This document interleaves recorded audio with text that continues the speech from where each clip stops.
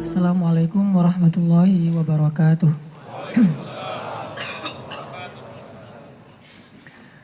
Alhamdulillahirabbil alamin. Hamdan katsiran thayyiban mubarakan fih kama yuhibbu rabbuna wa yarda. Asyhadu an la ilaha illallah wahdahu la syarikalah. Lahul mulku wa lahul hamdu wa huwa ala kulli syai'in qadir. Wa asyhadu anna Muhammadan abduhu wa rasuluh la nabiyya ba'dah.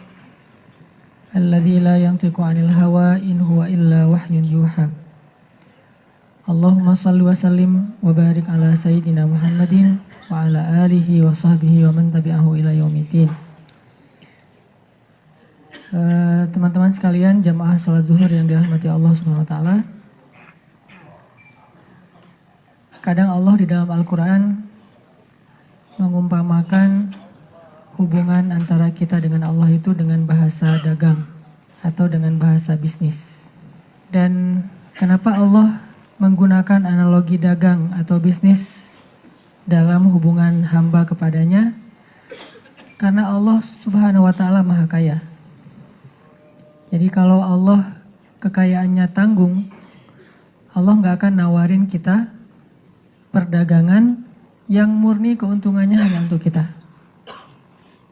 Salah satu ayat perdagangan di dalam Al-Quran tentang kita dengan Allah itu misalnya surat As-Saff, ya ayyuhalladzina amanu hal adullukum ala tijaratin tunjikum min azabin alim. Wahai orang yang beriman, mau enggak kalian aku tawarin satu tijarah. Tijarah itu dagang. Orang yang berdagang itu namanya tajir.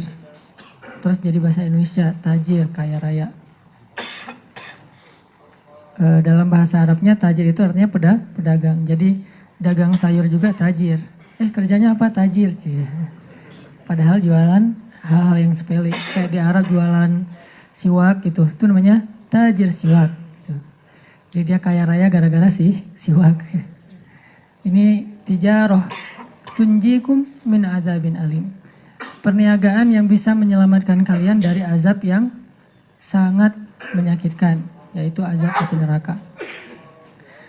Sehingga karena Allah menggunakan bahasa dagang dengan hambanya, dan Allah itu ghaniyun, syakurun, terus raufun, rahimun, wasi'un, apalagi karimun, jawadun, banyak sifat-sifat dan nama-nama Allah yang mulia yang ada hubungannya dengan tijarah, dengan tawaran berdagang. Dan semua nama itu harusnya jadi semacam motivasi dan jaminan buat kita bahwa kalau berdagang dengan Allah itu nggak bakalan rugi. Pertama, Allah itu ghaniyun, yang maha kaya. Jadi nggak akan mungkin kita ditunda-tunda bayarannya karena uangnya belum cair. Karena ternyata dananya nggak bisa diambil misalnya, atau dananya mandek dan segala macam. Nggak mungkin, karena Allah ghaniyun. Jadi hartanya itu nggak tanggung.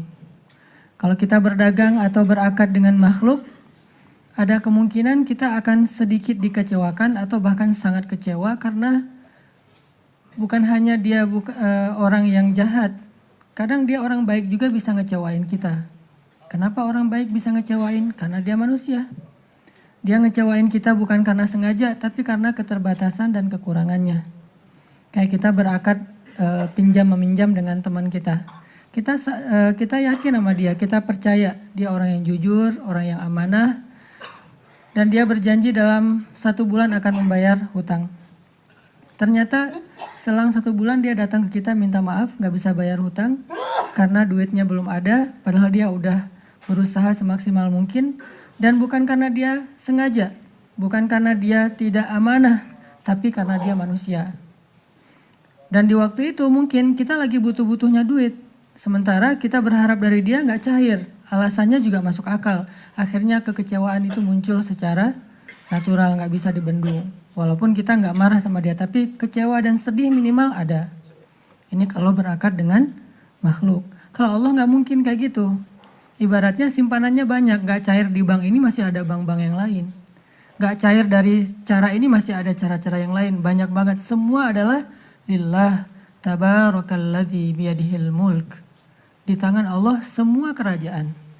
Jadi berdagang dengan Allah dengan nama Ghaniyun aja itu udah bikin kita harusnya nyaman. Gak usah khawatir lah kalau berakadnya dengan Allah. Justru khawatir kalau berakadnya dengan manusia. Nanti ada lagi sifat Allah yang lain. Innallaha la yukhliful mi'ad. Allah itu wafa. Allah gak pernah ingkar janji. Allah gak pernah menunda-nunda untuk menunaikan janji. Dan Allah itu gak pernah ngasih persis seperti yang dijanjikan. Gak pernah ngasih persis seperti yang dijanjikan. Yang ada Allah ngasih minimal 10 kali lipat dari yang dijanjikan. Ini namanya wafa. Memberikan lebih dari haknya. Dan Allah itu paling wafa. Sehingga kalau kita berakad berdagang dengan Allah, gak mungkin kita dapat hak kita persis. Gak mungkin. Apalagi rugi. Dapat persis saja enggak. Kayak misalnya ibarat kita nolongin orang hanya sekedar memindahkan duri dari jalan. Pahalanya itu bukan nanti Allah akan ngebalas kita dengan cara menyelamatkan kita dari duri seukuran itu di jalan. Enggak. Kalau misalnya kita mindahin batu ya, mungkin ukuran batu yang bisa bikin motor kepleset. Allah akan menyelamatkan kita minimal 10 kali lipat dari ukuran batu itu. Kayak misalnya sekarang lagi musim longsor nih. Ada satu batu yang ukurannya semobil, bisa aja jatuh di atas jalan di daerah mana kemarin teh yang viral teh? Jawa Barat lah ya. Jatuh di jalan sehingga kalau misalnya, bahkan ada beberapa yang cukup viral tentang kebesaran Allah yang batunya itu jatuh persis kurang dari 1 detik dari jarak mobil yang baru lewat. Minimal 10 kali lipat dari ukuran kebaikan yang kita lakuin. Ini artinya Allah wafa. Jadi gak ada ruginya. Sama aja gak ada apalagi rugi. Ini berakad dengan Allah. Ditambah lagi Allah gak mungkin ingkar janji. Kalau Allah sudah berjanji, Allah pasti menunaikan. Dan gak ada penghalang bagi Allah untuk menunaikan janji. Kalau kita kadang banyak penghalang. Macet bisa berubah janjinya. Kita ketemuan zuhur ya di Telkomsel. Akhirnya datangnya menjelang asar. Kenapa? Kejebak macet banjir. Memangnya kita bisa terbang? Gak bisa. Allah tidak ada penghalang baginya untuk menunaikan janji. Gak ada cerita Allah jadi gak menunaikan janji sama kita gara-gara repot sama Firaun. Gak ada. Firaun mah gak ada apa-apanya lah. Bahkan Allah bilang dengan bahasa sombong dan Allah berhak sombong. Satu-satunya zat yang berhak sombong kan cuma Allah ya. Jadi kalau kita sombong itu kita udah melakukan dosa besar, mengambil hak Allah. Cuman Allah yang boleh sombong. Kayak misalnya ketika Allah memberi Zakaria anak dalam usia yang secara ilmiah gak mungkin punya anak. Zakaria nanya, gimana caranya saya punya anak? Istri saya mandul, saya udah tua. Kata Allah, qala kadzalika qala rabbuka huwa alayya hayyin. Hayyin itu artinya hin. Hin itu jadi bahasa Indonesia hina. Gak ada apa-apanya, rendah, remeh, kecil itu mah kata Allah. Gitu doang, hayyin kata Allah. Artinya gak ada yang membuat Allah itu sulit untuk menunaikan janjinya. Sehingga Allah la yukhliful mi'ad. Kalau Allah udah berjanji pasti ditunaikan. Kalau kita sampai berpikir Allah menunaikan gak ya, seolah-olah kita suuzon sama Allah. Seolah-olah Allah itu ada penghalang untuk bisa menunaikan janjinya. Walaupun Allah maha baik. Gak ada penghalang. Kalau Allah sudah berjanji pasti Allah tunaikan. Dan tepat sesuai dengan janji Allah. Tidak mungkin meleset sedikit pun. Detik bahkan kurang dari detik itu lebih kecil dari ukuran detik, tepat seperti apa yang Allah janjikan. Banyak lagi nanti syakur. Arti syakur tuh Allah maha menghargai. Gak mungkin ada kebaikan kita terus Allah bilang, gitu aja minta diapresiasi. Emang saya gak pernah buat baik sama kamu. Allah gak pernah kayak gitu. Walaupun Allah maha baik dan terus memberikan kebaikan dalam hidup kita, gak pernah Allah misalnya ketika kita ngelakuin satu kebaikan, terus Allah bilang kan udah dibalas kemarin. Kan udah dibayar kemarin dengan kesehatan, dengan nafas, dengan segala macam. Enggak, tetap aja dibalas. Padahal kebaikan-kebaikan kita seumur hidup bahkan mungkin gak bisa membayar satu hela nafas kita sekalipun. Tapi Allah gak ngitung kayak gitu. Allah nggak ngitung kebaikannya kepada kita, dan emang kita juga nggak disuruh berhitung, karena nggak akan sanggup ngitung. Wa in ta'udu ni'matallah la tuhsuha. Kalau kalian pengen ngitung nikmat Allah, kalian nggak akan sanggup. Yang Allah minta dari kita itu bukan menghitung, tapi mensyukuri. Dan kalau kita bersyukur, bukan udah memang sepantasnya kalian bersyukur, enggak. La in syakartum la azidannakum. Ditambah lagi tuh syakur. Syukur aja ditambah. Beramal soleh ditambah. Jadi kayak Allah tuh memang seneng ngasih gitu. Seneng ngasih. Cuman Allah pengen lihat kita pantas nggak diberikan. Ada sedikit aja kepantasan pada diri kita, dikasih lebih dari apa yang kita pantas mendapatkannya. Jadi ibarat makanan, Allah tuh udah sediain segala macam. Kita tuh cuma disuruh ngambil sendok terus makan sendiri. Kadang-kadang itu juga disuapin, cuma disuruh buka mulut doang gitu. Terus kita nggak mau buka mulut, alasannya kita bilang Allah sombong banget sih, saya disuruh buka mulut. Kenapa nggak dikenyangin aja, masih banyak meminta, padahal udah disiapin, udah dimasak, udah dihidangin, disuapin. Tugas kita cuma buka mulut. Sesederhana itulah kita mendapatkan nikmat Allah. Kita hanya ikhtiar sedikit tapi dapatnya banyak, luar biasa. Kadang-kadang ikhtiar yang sedikit ini bikin kita komplain. Bikin kita nuduh Allah dengan tuduhan-tuduhan yang nggak pantas. Ini artinya teman-teman yang dirahmati Allah, paling aman itu kalau berakad dengan Allah. Paling aman udah. Cuman kalau kita banding-bandingin ya, biar lebih fair. Kenyataannya kita agak-agak gak fair sama Allah. Contoh nih, kalau kita bandingin akad kita dengan Allah dan akad kita dengan makhluk. Allah kan kadang-kadang ngomong di Al-Quran tuh, siapa yang meminjamkan harta terbaiknya kepada Allah, nanti Allah ganti berkali lipat kan ya. Ini kan konsep riba sebetulnya kan ya. Karena Allah itu emang mengharamkan riba kalau kepada sesama makhluk. Tapi menggunakan riba kalau kepada dirinya sendiri. Makanya Allah menggunakan istilah yamhaqullahu riba wa yurbi as-sadaqat. Allah menghapus riba tapi meribakan sedekah. Bahasa kalau kita terjemahkan secara bahasa ya, yurbi itu kan dari kata riba.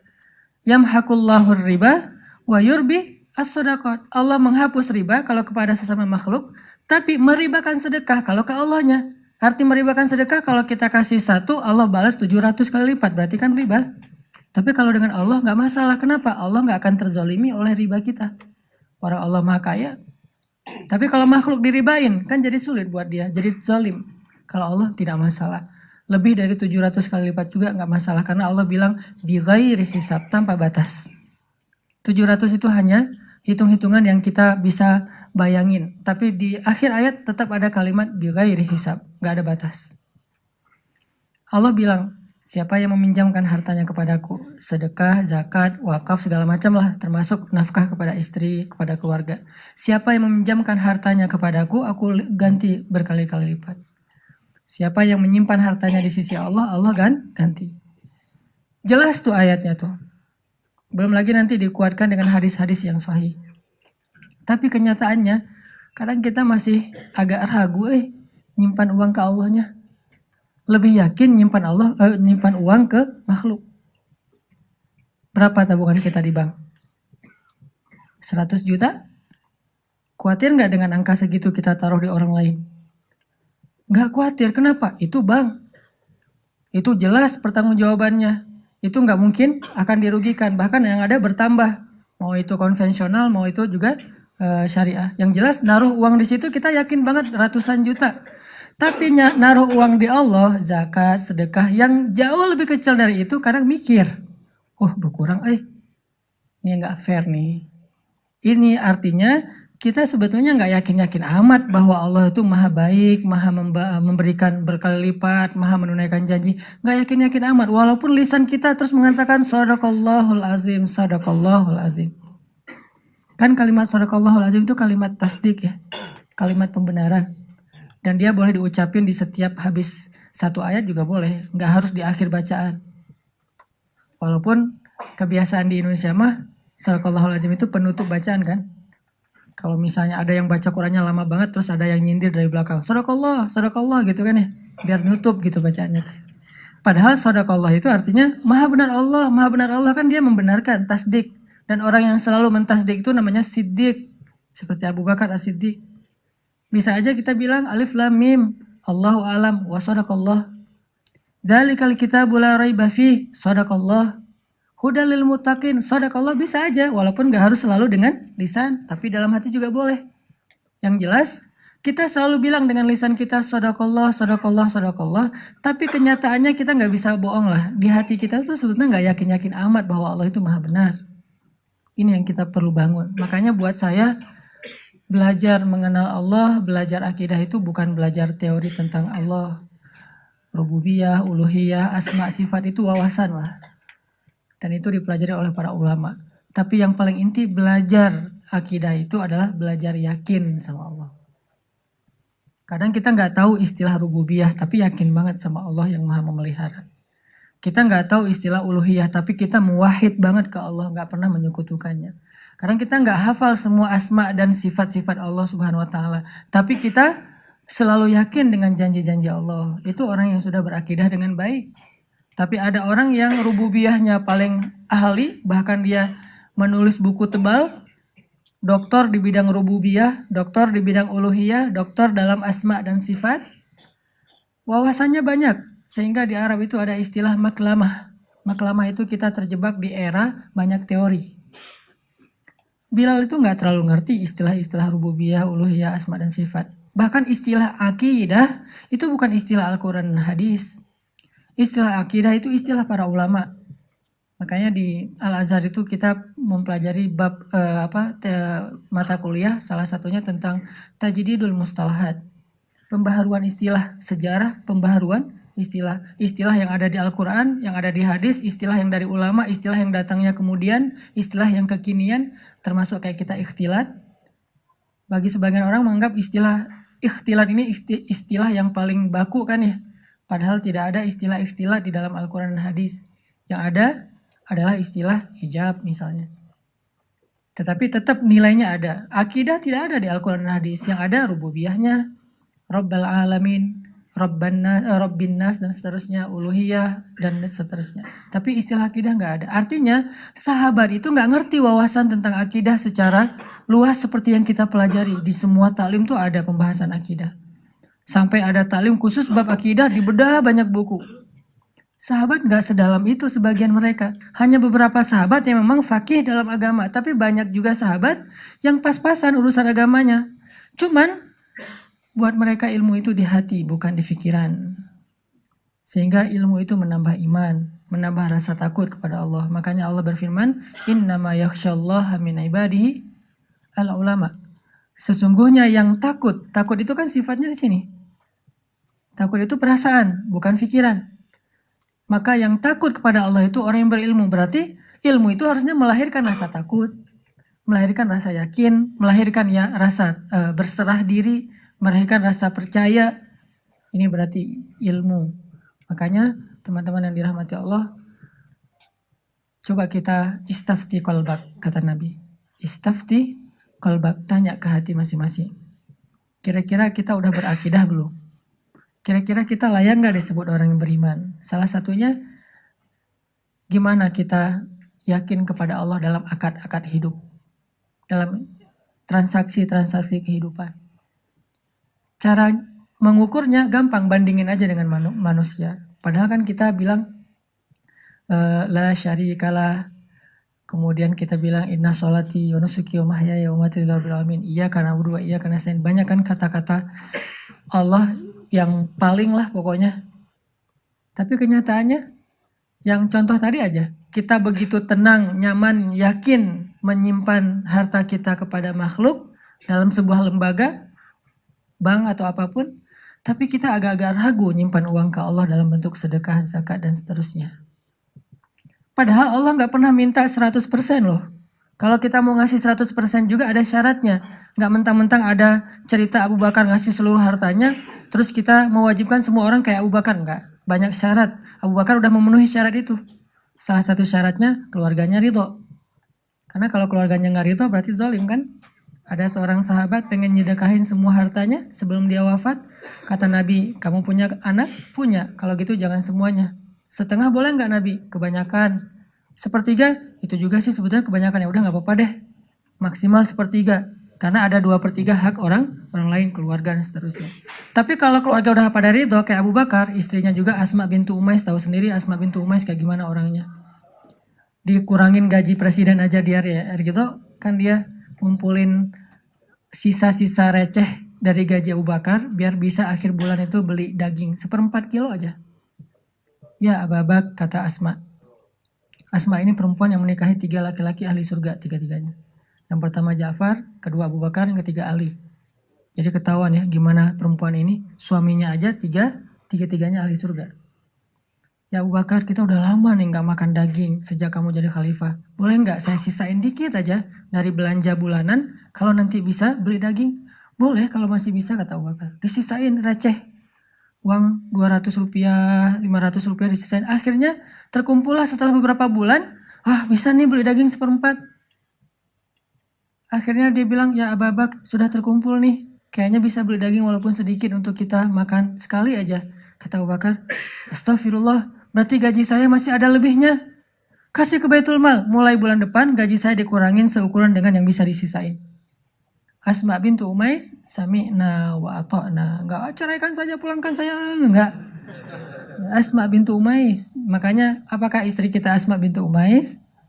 Dan apakah kita Abu Bakar? Kita bukan Abu Bakar dan istri kita bukan Asma bintu Umais. Jadi kita mending pakai aja teladannya Sa'ad bin Abi Waqqas mungkin. Atau Muaz bin Jabal. Atau minimal Abdurrahman bin Auf.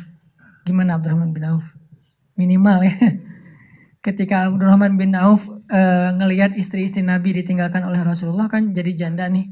Dan istri Nabi kan gak boleh nikah lagi. Sehingga harus ada yang nafkahi. Maka Abdurrahman bin Auf memberikan masing-masing istri Nabi hadiah sebesar 21 miliar satu orang. Ada 9 orang. 21 miliar. Dan itu receh lah buat Abdurrahman mah. Abdurrahman kok gede banget, berapa emang 21 miliar? Emang saya pernah ngasih segitu? Lupa. Kita ngasih 1.000 aja ingat sampai mati gitu ya. 21 miliar. Satu istri Nabi, bayangin. Jadi artinya, ini maaf ya gimmicknya kebanyakan kemana-mana. Intinya mah, kalau kita berakar dengan Allah gak mungkin kita rugi. Cuman mau jujur, tanya aja ke hati sendiri. Sama nggak? Sama aja nggak boleh sebetulnya. Masih kurang fair kalau sama. Harusnya Allah lebih ya. Tapi sama juga belum. Apakah sama ketenangan kita ketika kita nabung uang di bank dengan ketika kita bersedekah? Sama ketenangannya. Mantap gitu. Wah sedekah misalnya dengan angka yang agak sedikit menurut kita gede. Kan itu relatif ya.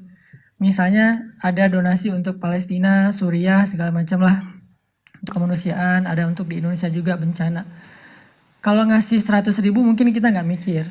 Dan 100.000 juga pulsa kita kurang ya. Kuota kita mungkin lebih dari itu. Atau sekali kita ngopi, 1 gelas udah 50.000, 60.000. Berdua sama teman kita, atau berdua sama pasangan kita udah sekali duduk di kafe itu udah 200.000. Jadi 100.000 buat kita bukan angka yang harus yakin dulu baru ngeluarin. Nggak sengaja juga keluar kadang-kadang ya. Nah, parkir berapa? Jadi bukan angka yang besar lah. Coba mungkin buat kita angka yang besar itu 1 juta. Apakah kita ngerasain ketenangan ketika berinfak 1 juta seperti ketenangan ketika kita naruh uang di bank 1 juta? Sama nggak? Kalau sama naikin lagi. 2 juta, 5 juta, 10 juta, sampai angka yang ketika di bank juga kita nggak yakin, ke Allahnya yakin. Itu baru lebih luar biasa tuh. Kayaknya nggak ada angka ke bank kita nggak yakin kan? 1 miliar juga kita yakin. Kalau ada duit 1 miliar taruh di bank. Justru lebih ragu kalau disimpan sendiri. Taruh di bank lebih yakin. Berarti harusnya walaupun Allah nggak akan minta segede itu, kita nggak perlu ragu untuk berinfak di jalan Allah. Udah ngasih aja. Kalau saya punya hashtag lah ya, yang saya coba belajar ngamalin sedikit-sedikit untuk sendiri. Sedekah sesering belanja. Sedekah sesering belanja. Terutama belanja yang bukan kebutuhan pokok. Mungkin kebutuhan pokok kita sebulan sekali belanja di supermarket 1,5 juta misalnya. Sisanya kita kan masih sering belanja tuh, ngafe, belanja baju, apa segala macam. Apalagi kalau lagi keluar kota, dinas, pulang-pulang pasti minimal belanjanya 500.000.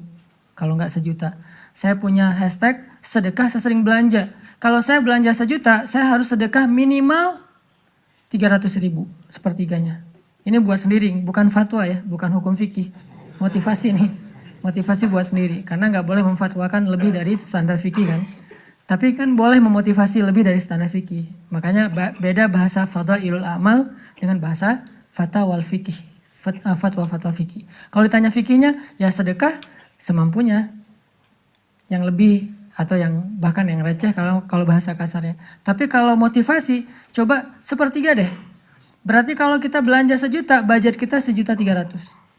Begitu selesai belanja 1 juta, langsung saya udah save rekening sosial atau rekening kemanusiaan, transfer. Karena kalau transfer nggak berasa ya, lebih enak gitu. Kalau uang kertas kan, aduh tebal Kalau transfer tinggal ketik, kirim, ujung-ujungnya lama-lama, kenapa tinggal segini saldonya gitu. Pokoknya biasain kayak gitu, jadi kita sisi positifnya apa? Pertama, kan tujuan bersedekah itu salah satu goals dari sedekah itu apa? Menghilangkan rasa kikir kan? Salah satu goals dari sedekah itu menghilangkan rasa kikir.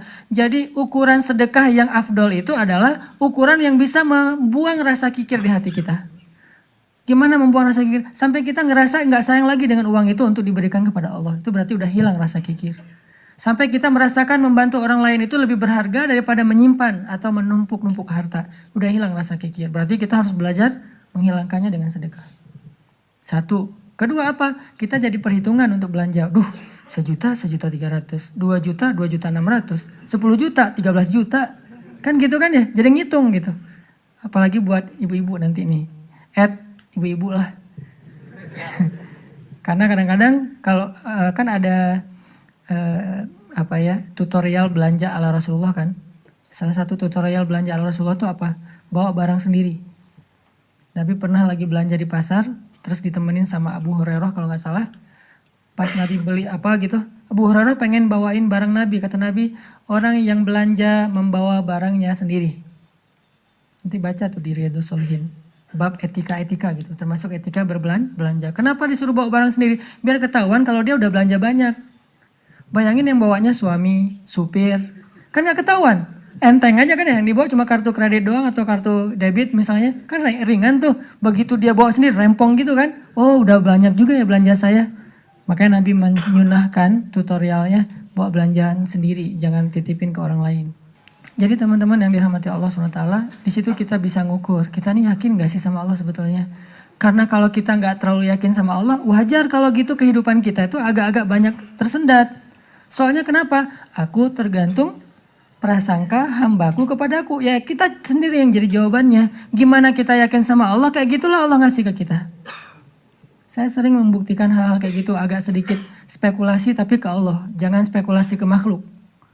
Kalau mau spekulasi, dalam tanda petik gambling, coba gambling ke Allah. Arti gambling ke Allah, lakukan sesuatu yang beresiko, tetapi yang diridhoi Allah ya. Karena kalau beresiko nggak diridhoi Allah kan bahaya. Nggak ada akad berarti dengan Allah. Sesuatu yang beresiko tapi diridhoi Allah. Saya pernah ngebuktiin itu berkali-kali. Menikah. Kok beresiko Ustaz? Nggak punya modal nikahnya. Kan standar pertanyaan paling mainstream tuh kalau mau nikah apa? Dari calon mertua. Kerjanya apa gitu kan ya? Paling mainstream tuh. Kalau saya ditanya kerjanya apa, belum punya pekerjaan, terus gimana ngasih makan? Allah yang ngasih makan. Tapi pede jawabnya, sampai mertua juga, belum lagi ngeluarin dalil ya. Kan ustadz lah ya, banyak dalil. Ayat, hadis, banyak lah udah saya kumpulin bisa jadi satu buku tuh. Khusus ayat dan hadis untuk melamar. Mudah-mudahan nanti bisa di-share ayat dan hadis bahan untuk melamar, nembak calon mertua lah.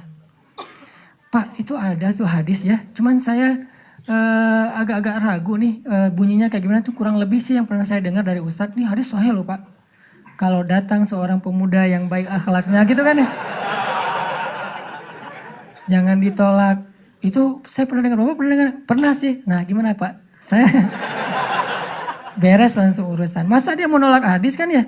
Ingkar sunnah tuh udah jadinya bahaya. Jangan pakai hadis deh dan segala macam. Nggak mungkin dia ngomong kayak gitu. Nikah tuh nggak punya modal, tapi ya bismillah aja lah. Gambling kan. Masa saya mau taat kepada Allah dibiarin telantar kan nggak mungkin. Kan menikah itu untuk taat kepada Allah kan. Nggak hawa nafsu. Emang hawa nafsu. Masa nikah nggak pakai hawa nafsu? Ini ada yang keliru di masyarakat kita. Katanya nggak boleh menikah karena hawa nafsu. Bukankah nikah itu adalah solusi buat hawa nafsu? Lo nikah nggak karena Allah tuh, karena nafsu. Nggak berbenturan dua hal ini. Tapi kalau dia menikah karena hawa nafsu dan ingin menghalalkan dengan terhormat hawa nafsu itu namanya karena Allah. Nggak ada cerita karena Allah berarti nggak melibatkan hawa nafsu. Nggak kayak gitu sih bahasanya. Sama kayak kita kerja nih. Lo kerja karena pengen gaji itu bukan karena Allah. Pengen gaji dan karena Allah itu nggak berbenturan. Kenapa kita pengen gaji? Karena kita pengen mendapatkan rezeki yang halal dan menafkahi keluarga. Dan itu semuanya karena Allah. Jadi nggak dibilang, jangan mengharapkan gaji, harapkan pahala. Pahala itu salah satunya gaji. Karena pahala dalam bahasa Arab nggak ada pahala, yang ada al-jaza. Al-ajru. Al-jaza itu artinya balasan, al-ajru itu artinya upah. Upah itu bisa dalam bentuk kesehatan, bisa dalam bentuk materi uang, bisa dalam bentuk kebaikan di akhirat, bisa dalam bentuk terhindar dari api neraka, dan seterusnya. Itu al-jaza, al-ajru.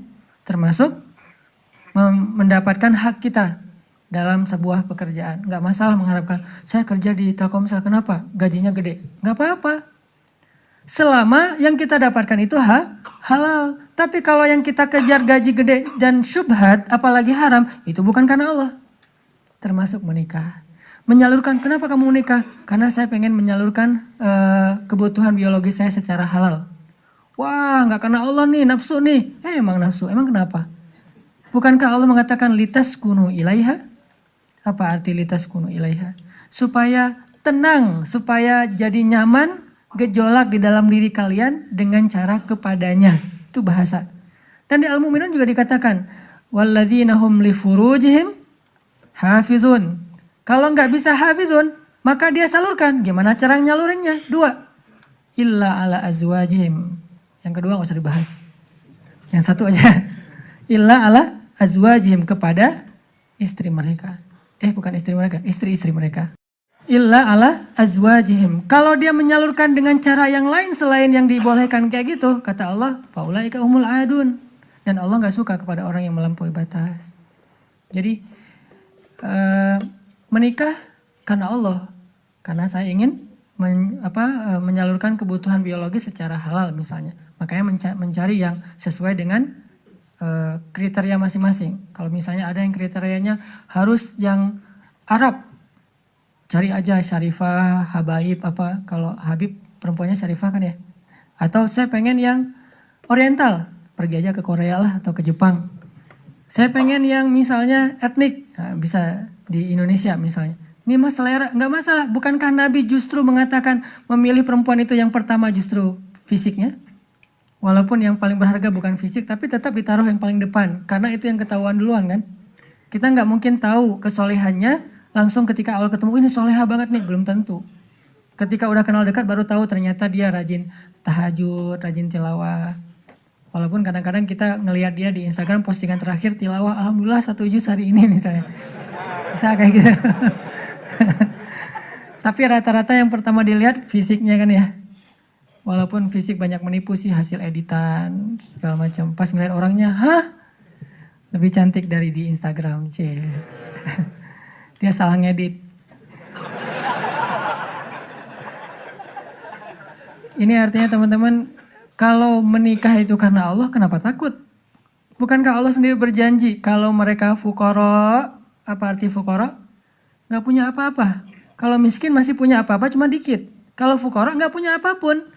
Allah yang yughniyahumullah, Allah yang akan mencukupkan kebutuhan mereka. Oh, Allah yang cukupin, ya udah selesai. Nikah, datang, yuk nikah yuk. Nggak gitu sih caranya. Terlalu polos kayak gitu mah pasti ditolak lah. Adalah trik-triknya pasti teman-teman udah mempraktekkan, kalau enggak pasti berstatus masih jomblo ya. Jomblo itu kurang kreatif menurut saya. Kalau yang udah nikah pasti kreatif banget, tahu banget cara-caranya gimana ya. Alhamdulillah berhasil. Setidaknya untuk dia berhasil setelah puluhan orang yang gagal misalnya. Kalau yang jomblo nih kayaknya harus latihan nih, belajar kepada yang udah nikah, nanti di kantor sambil istirahat sharing deh. Gimana dulu lu nembak calon istri? Gitu aja. Gimana gitu aja, tahajud dulu. Ya Allah yang membolak-balikan hati. Hati dia memang ada di dalam tubuhnya, tapi pemiliknya bukan dia, tapi engkau ya Allah. Setahu saya nih, dia kayaknya hatinya ke si fulan. Dah saya mah gak bisa kecuali dia. Ya Allah, ya Allah, ya Allah. Akhirnya berhasil. Dan saya ngebuktiin itu banget. Saya sering bilang, saya itu bukan tipe istri saya loh. Sangat bukan tipe istri saya. Ada 4 hal yang pantang buat istri saya. 4-4-nya ada di saya. Subhanallah. Kok bisa berhasil? Ustadz. Dia berdoa, ya Allah, jangan itu, jangan itu, jangan itu, jangan itu. Saya cuma berdoa sekali, ya Allah, please yang itu. Ternyata tiba-tiba ya, kelepek-kelepek nggak berhasil dia. Saya tanya, kenapa kamu milih saya? Bukankah 4-4-nya ada pada saya? Pertama, nggak mau orang Sumatera. Katanya orang Sumatera itu keras. Saya dulu. Orang Sumatera itu keras. Orang Aceh, Sumatera, kuliah di Mesir. Nggak Mesir mah, Sumateranya Arab. Kan Arab juga ada Sundanya, ada Jawa ya. Sundanya Arab itu kayak Yaman. Itu Sundanya Arab, lembut-lembut. Sampai Nabi sendiri mengakui kan, orang Yaman itu hatinya lembut. Kalau Jawanya Arab tuh yang ulet gitu kerja itu Palestina. Karena Palestina itu terkenal dengan keteguhannya. Tapi kalau Sumateranya Arab yang ngomongnya keras gitu, belak-belakan, spontannya luar biasa, itu Mesir banget. Di Mesir nggak ada ceritanya kita nunggu Damri itu nggak ada. Yang ada ngejar Damri. Kita nunggu di halte, Damri ngeliat kita makin iseng tuh, dicepetin. Mahasiswa cepat begitu. Kita lari ngejar. Yang nggak biasa naik Damri itu mahasiswa Malaysia karena mereka kan beasiswa dari kerajaan, sehingga dianjurkan jangan naik Damri, naik taksi. Tapi kadang-kadang mereka kehabisan duit juga naik Damri, begitu turun berlawanan arah itu ngegelundung tuh. Kita di atas ketawa-ketawa aja, Malaysia.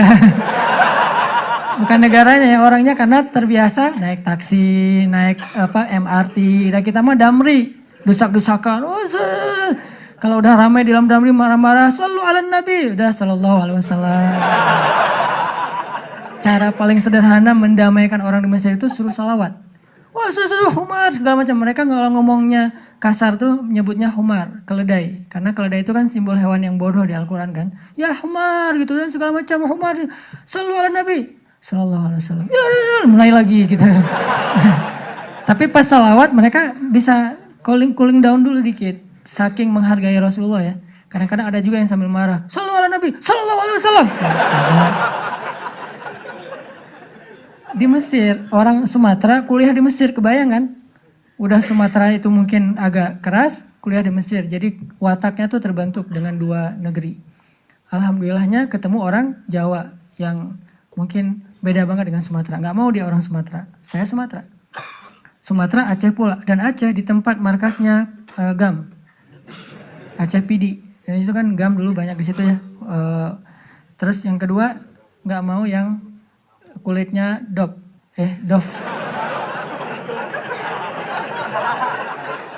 Kebanyakan ke pantai misalnya. Saya nyebutnya nggak dop sih, nyebutnya eksotis gitu.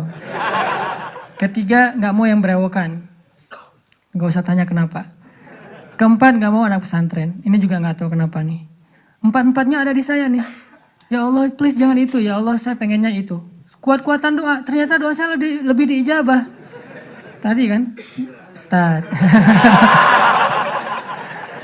Pas ketemu sama dia, kenapa kamu mau sama saya? Padahal 4-4-nya ada di saya. Karena kamu punya yang kelima. Apa?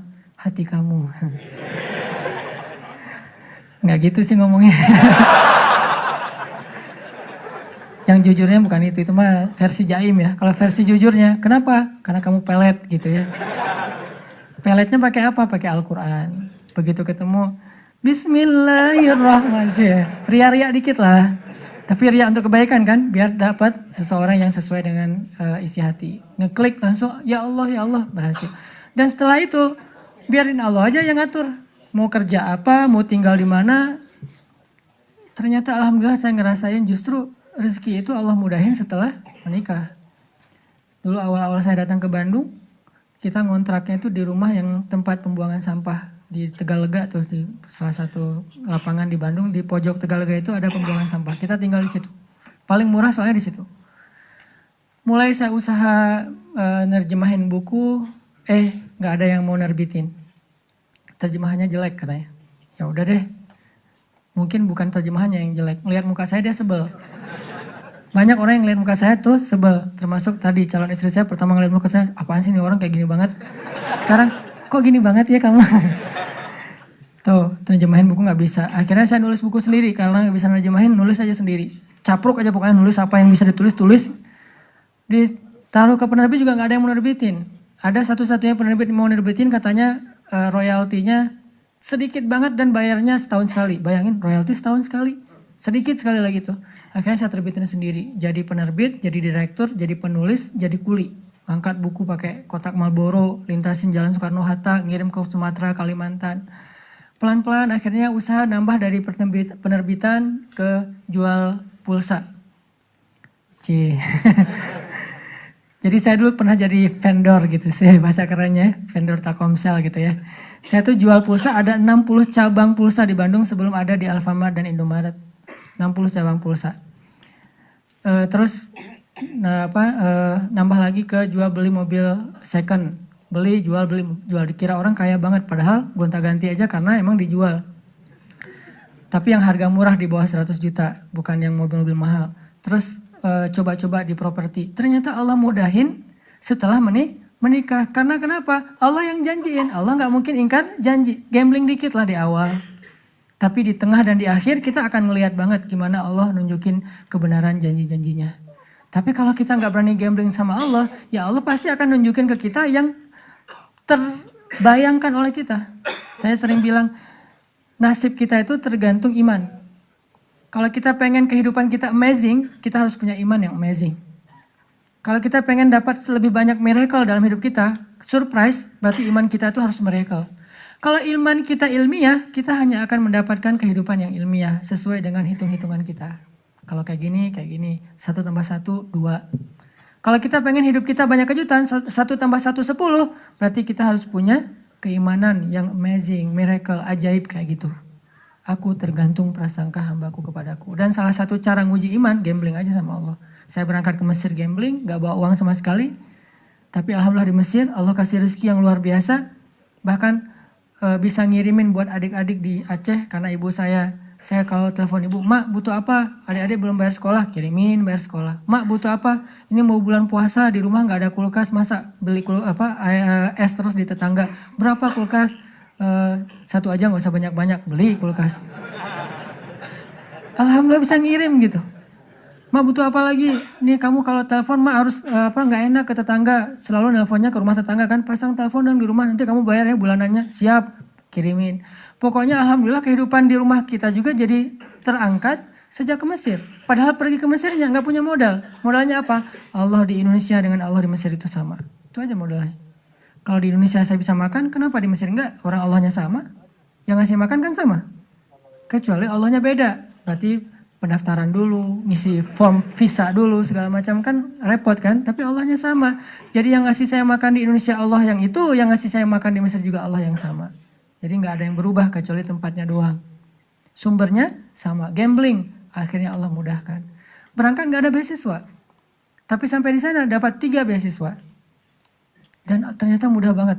Pertama kayaknya salah satu yang paling cepat dapat beasiswa di Mesir itu saya tuh. Biasanya kalau dari Indonesia nggak dapat beasiswa, terjun bebas, sampai di Mesir tuh harus lulus ujian pertama dulu nih, baru dapat beasiswa. Minimal 6 bulan. Saya kurang dari 1 bulan dapat beasiswa. Datang, seminggu pertama ditampung sama teman-teman yang seleting, langsung lamar beasiswa dulu ke beberapa lembaga. Mesir itu negara yang menengah, bukan negara kaya, tapi memberi beasiswa ke ratusan ribu mahasiswa asing. Negaranya tuh bukan kayak Kuwait, kayak Emirat, kayak Dubai, bukan. Negara biasa banget, lebih lemah dari Indonesia secara ekonominya. Tapi ngasih beasiswanya luar biasa ke mahasiswa asing, ratusan ribu, terutama Afrika. Nah akhirnya saya coba tes beasiswa, ditanya dari mana, Indonesia, bisa ngaji nggak? Karena dipikir orang Indonesia nggak bisa ngaji. Saya bilang dikit-dikit, biar nggak ngasih yang susah-susah gitu ya. Dikit-dikit saya bilang, oh ya udah, coba baca surat apa? Al-Fatihah aja deh.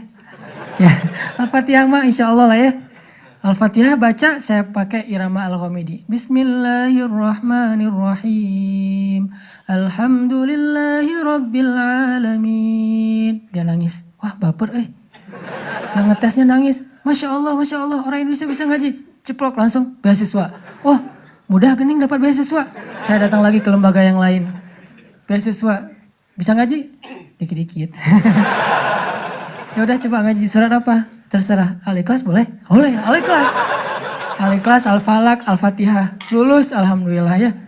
Ada itu mah insya Allah lulus. Dikirain orang Indonesia tuh kayak orang yang baru masuk Islam yang mungkin belajar Al-Quran juga baru gitu. Alhamdulillah saya udah sering ikut musabaqah dari kecil dan alhamdulillah sering juara nasional. Jadi ya, dikit-dikit bisa lah untuk bikin orang agak-agak baper, tahu trik-triknya. Akhirnya dia, apalagi Al-Fatihah Al-Ikhlas kan, alhamdulillah dapat beasiswa 3 langsung. Akhirnya saya punya rumah 3. 1 dekat Sungai Nil, kalau lagi bete di situ aja. Sekalian kalau ada apa-apa nanti nyemplung. Pernah diputusin, tawaf Sungai Nil. Masa lalu ya, nggak usah dibahas ya. Terus rumah satu lagi tuh di pelosok kampung di Mesir. Karena emang saya pengen dapat culture Mesirnya, pengen kenal dengan orang-orang Mesir asli di kampung banget tuh. Yang di sebelah rumah itu ada kandang keledai. Disitulah saya mengetahui makna hadis Nabi. Kalau kalian dengar suara anjing dan suara keledai berarti ngelihat saya setan. Berta'awuz lah kan ya. Suara keledai itu sering di sebelah rumah saya. Iyo. Saya ta'awuz, dia gak berhenti-berhenti. Saya pergi, dia berhenti. Wah, bahaya gini. Ini setannya siapa gitu. Di rumahnya ada yang di kampung. Terus satu lagi rumahnya di asrama. Di asrama mahasiswa. Alhamdulillah ternyata Allah mudahin banget tuh. Coba, gambling. Gara-gara saya sering gambling kayak gitu, saya makin yakin aja nih. Kan kita ngelatih keimanan kita tuh dengan pengalaman ya. Salah satunya kayak Ibrahim bertanya ke Allah. Wa idh qala Ibrahim rabbi arini kaifa tuhyil mauta. Qala awalam tu'min? Qala bala walakin liyatma'inna qalbi. Ya Allah, gimana cara engkau menghidupkan yang mati? Kata Allah, emangnya kamu gak beriman? Beriman ya Allah, cuman pengen nambah. Makin tenang hatinya, pengalaman. Makin berani, gambling ini, gambling itu, termasuk gambling ketika saya jadi guide di salah satu musim haji. Berangkat, gak punya modal kecuali bayar visa sama tiket doang. $500 kalau haji dari Mesir, murah banget loh. $500 dan gak ada kuota, gak perlu nunggu sampai 10 tahun. Bulan ini daftar, bulan ini berangkat. Cuma $500. Tapi buat mahasiswa kan itu kadang-kadang gede ya. $500 minjam dulu sama teman. Pinjam dong $500 buat apa? Haji. Oh ya udah, pinjam. Nanti pulang haji dibayar, insya Allah. Berangkat nih. Sampai di Mekah, kerjanya ngapain? Ngegaidin jamaah-jamaah Indonesia yang mungkin butuh guide, butuh yang didorong, terutama dorongan lah. Jadi ojek. Cuma waktu itu nggak ada aplikasi sih. Aplikasi dorongan bisa pesan. Kayaknya perlu dibuat juga sekarang. Saya nyewa dorongan itu wheelchair, duduk depan Masjidil Haram gini. Mana ini yang kelihatan agak-agak cacat atau apa gitu kan. Kayak hiu nyari mangsa gitu. Mana nih yang agak kesasar. Nggak ada. 2 hari nggak ada. Akhirnya 2 hari saya cuma minum air zam-zam doang tuh. Nggak makan. Cuma minum air zam-zam, tidur. Minum air zam-zam, nungguin, nggak ada. Hari ketiga, alhamdulillah lagi duduk-duduk depan Masjidil Haram, lewat ibu-ibu kayak culang-cilang gitu, kayak apa, bingung gitu kan ya, nih arah kemana sama anaknya. Nah nih kayaknya ada ciri-ciri nih. Saya datengin, Bu, kenapa kesasar? Iya Nina, saya kesasar, rumah saya tuh dari jamaah Solo, maktab saya gak tahu di daerah mana. Ibu gak bawa identitas? Iya ketinggalan tadi tasnya pas buru-buru. Wah, saya juga baru pertama haji nih. Belum tahu juga tempat maktab-maktab kayak gituan. Tapi bismillah lah, gambling karena Allah. Makanya kalau berani gambling sama Allah, gak mungkin dikecewain. Saya yakin banget tuh. Saya buktiin. Bu, ikut saya aja. Insya Allah kita cari rumah ibu. Kemana anak arahnya? Ke situ, Bu. Nah, saya juga gak tahu. Ikutin aja. Ibu itu ikutin, jalan. Bismillah, la haula. Kan kata Nabi, la haula wala quwata illa billah itu melahirkan keajaiban kan ya. Sampai ada sahabat yang baca la haula, tiba-tiba anaknya yang disandra tiba-tiba lepas dan selamat. La haula wala quwata illa billah, la haula wala quwata illa billah. Jalan, gak lama kemudian sekitar setengah jam jalan, lumayan lama sih. Setengah jam, akhirnya ibu tuh bilang, Masya Allah itu maktabnya ibu, itu teman-temannya ibu. Sampai persis di depan maktabnya. Oh ya alhamdulillah, emang arahnya ke sini sih Bu dari tadi juga. Maktabnya ibu nih. Akhirnya dia datang pelukan sama teman-temannya, udah tunggu kemana aja dari pagi kita tungguin, kirain kesasar kemana. Ya saya kesasar, untung ditolong sama adek ini. Dari mana dek? Dari Al-Azhar Mesir. Oh ya alhamdulillah bisa digaitin kita dong. Alhamdulillah insya Allah besok langsung janjian. Jam sebelum subuh saya udah on time di depan maktab mereka. Datang, alhamdulillah besoknya kita guiding. Terus kalau ada pemotongan hewan kurban kita potongin, dapat rezeki dari Allah. Gak mungkin saya datang ke rumah Allah, pertama untuk ibadah, kedua untuk mencari rezeki. Bukan buat saya doang, buat keluarga yang ada di Aceh juga. Dan saya niatkan karena Allah, gak mungkin pulangnya tangan kosong. Tidak ada yang datang kepada Allah pulang dalam keadaan kecewa, mustahil, itu prinsip. Gak ada yang datang kepada Allah pulangnya kecewa, itu gak ada. Yang datang ke Nabi aja gak pernah pulang kecewa, apalagi pada Robnya Nabi. Nabi itu gak pernah bikin orang kecewa, yang datang kepada beliau pasti bawa sesuatu. Kalau minta sesuatu kepada Nabi gak mungkin ditolak, apalagi Allah. Jadi saya yakin nih, pokoknya saya datangnya jangankan ke Mekah, ke Mesir aja yang jauh dari Ka'bah, Allah tolong, apalagi ini di dekat Ka'bah. Walaupun awalnya Allah pengen nguji iman kita, masih percaya gak setelah 2 hari gak makan? Percaya kok tetap ya Allah, cuman lapar sih Allah, gitu. Curhat aja sama Allah, kan kita, Allah maha baik ya, jangan terlalu kaku lah sama Allah. Ya Allah, saya adalah, gak usah gitulah. Ya Allah saya lapar nih, kan Musa gitu pas lagi di bawah pohon di Madian. Ya Allah saya lapar sementara engkau dan saya fakir kepada kebaikan darimu. Langsung Allah beri, bukan cuma makan, sampai istri juga dikasih sama Allah. Akhirnya pulang-pulang alhamdulillah bisa bayar hutang. Mak butuh apa? Kirimin. Setiap tahun kayak gitu. Pulang dari Indonesia, dari Mesir kayak gitu, sampai sekarang hidup suka gambling. Sehingga angka 1/3 dari uang belanja itu kecil kalau dengan keyakinan kepada Allah, nggak mungkin ngecewain. Karena udah terbiasa kayak gitu. 1/3 mah pasti diganti lah ntar lagi juga. Ketika ada musibah dikit, berakatnya dengan Allah. HP saya waktu itu harganya sekitar 1,5 juta. Jatuh nih. Gara-gara buru-buru mau tahajud di masjid. Jam 2 tahajud, jam 2 saya bangun. Kan udah telat nih. Jadi panik, nyambar HP, jatuh. Layarnya retak, nggak bisa dipakai. Saat itu juga saya bilang, Allah, beri saya pahala dalam musibah ini, beri saya ganti yang lebih baik darinya. Tenang udah. Sholat tahajud, subuh, pagi-pagi diganti dengan Note 5 yang waktu itu harganya masih 10 juta. Allah kasih cash dalam hitungan jam. Tergantung prasangka kepada hambanya. Dan jangan selalu mengidentikan bahwa pemberian Allah itu sedekah. Enggak. Bisa dikasih sebuah proyek, bisa dikasih lewat sebuah mungkin ada orang yang dulu udah lama, kita udah lupa juga dia punya utang sama kita, tiba-tiba bayar. Banyak cara lah buat Allah. Saya pernah mobil saya diserempet sama aparat. Dia yang salah tapi dia yang marah-marah. Nabrak dari belakang. Wah ditabrak. Dia turun duluan, marah-marah duluan. Nyuri start gitu. Pas saya lihat, wah ini aparat mau diramein susah. Ya udah deh. Akhirnya dia pergi. Saya harus memperbaiki kendaraan saya 1,5 juta. Nggak bisa akad dengan makhluk karena dia zalim. Saya akad dengan Khalik yang maha baik, yang syakur. Ya Allah beri saya ganti yang lebih baik dari ini. Seminggu kemudian saya ada suatu urusan pekerjaan, dapat ganti dari Allah 15 juta. 10 kali lipat dari yang sudah diambil. Dan jangan bilang, kalau enggak tadi udah jadi 16,5 juta loh. Enggak. Kan kita kadang-kadang ngitungnya suka gitu ya. Padahal kalau enggak ada 1,5 juta yang kita ikhlasin, enggak ada 15 juta. Jadi tetap 15 juta sebetulnya. Ya Allah, kalau kemarin gak ada kecelakaan itu pasti saya udah dapat 16,5 juta nih. Ini agak-agak terlalu tamak ya. Intinya teman-teman yang dirahmati Allah, yuk kita belajar berakar dengan Allah itu di hati. Bukan cuma inna sholati wa nusuki wa mahyaya wa mamati lillahi rabbil alamin secara lisan, tapi libatkan hati kita. Kalau berinteraksi dengan makhluk, berakar dengan makhluk lewat lisan. Saya terima nikahnya gitu kan ya. Nikah, apa aja lah pokoknya lisan kan. Tapi kalau dengan Allah, hati. Karena kalau nggak melibatkan hati, nggak sah akad kita dengan Allah. Walaupun lisan kita ngucapin yang paling manis sekalipun. Karena orang munafik lebih manis dari itu. Nanti baca di surat Al-Munafikun. Gimana kata-kata orang munafik.